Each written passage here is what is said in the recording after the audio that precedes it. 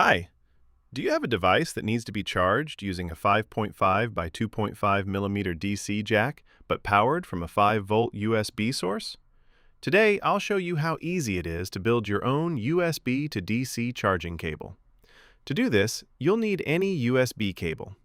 Cut off the end of the cable and carefully remove the outer cable jacket, making sure not to damage the wires inside. Next, cut off the green and white wires, as these are used for data transfer.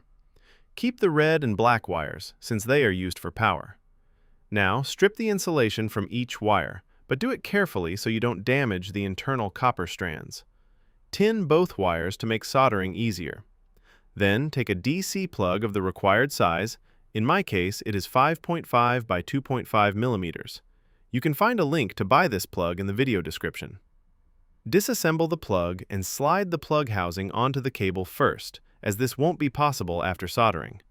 Cut the black, ground, wire slightly shorter, check the required length, and slide a piece of heat shrink tubing onto the cable. Tin the black wire and also tin the plug contacts. Hold the plug and cable steady and solder the black wire first. Secure the cable in place using the plug's clamp. Then, solder the red wire.